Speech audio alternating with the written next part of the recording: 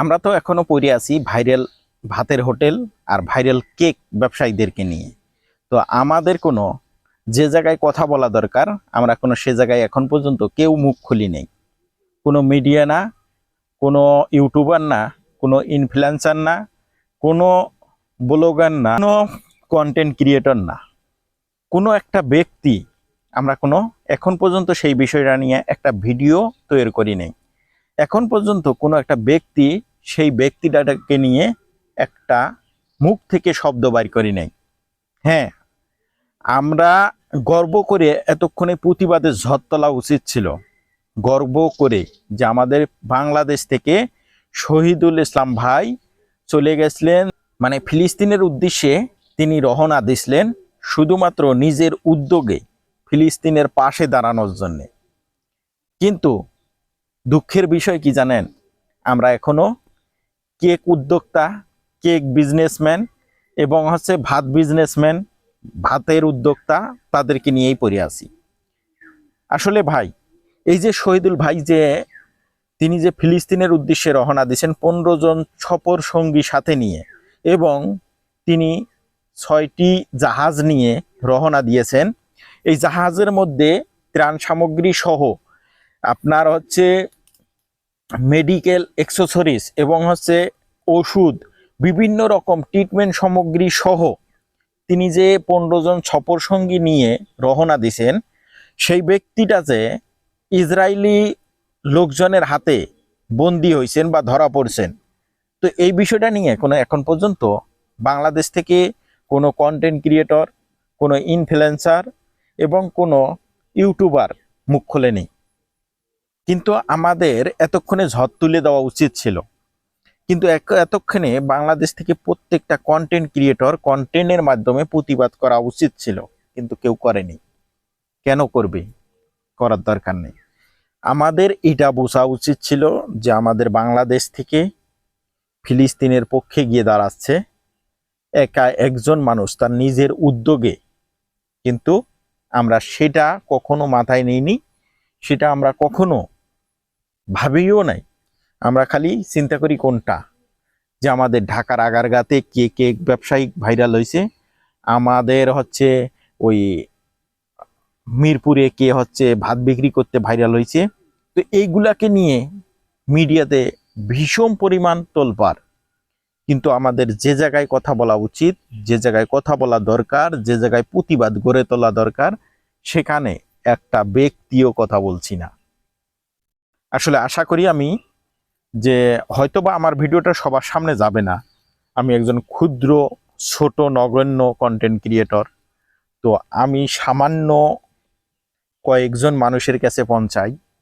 আশা করি যে 5 জন মানুষের কাছে আমার ভিডিওটা যাবে, সেখান থেকে ওই 5 জন মানুষই প্রতিবাদ গড়ে তুলবে।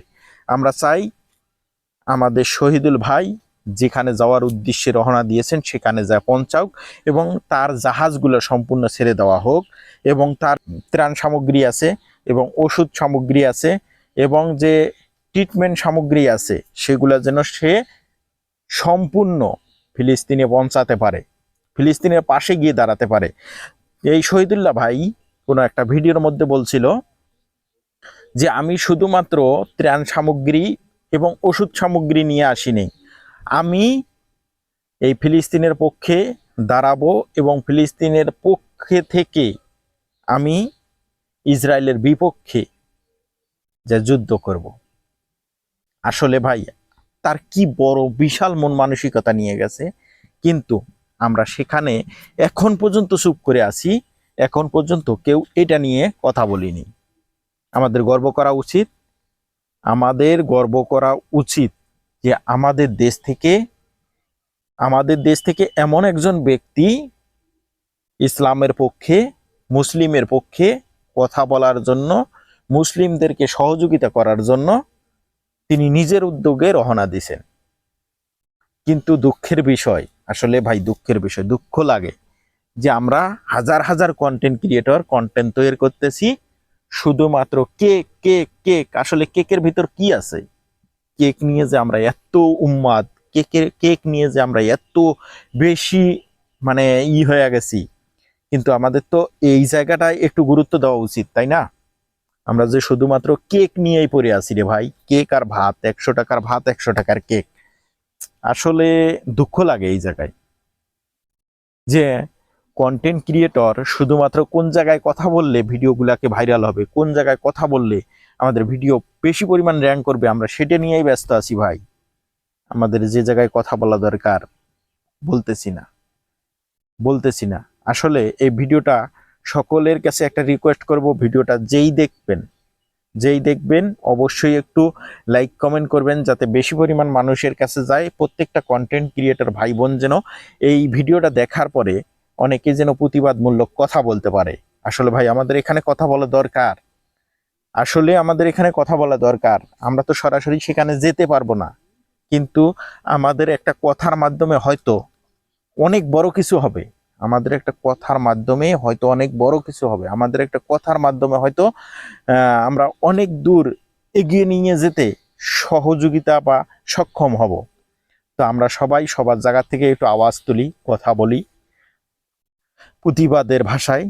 আসলে আমাদের প্রতিবাদ যেহেতু করা দরকার, আমাদের একজন ভাই আমাদের মুসলিম ভাইদের পাশে দাঁড়াইতে যাচ্ছে, সেখানে যদি আমরা কথা না বলি, এটা আসলেই আমাদের জন্য অনেক দুঃখ এবং কষ্টদায়ক।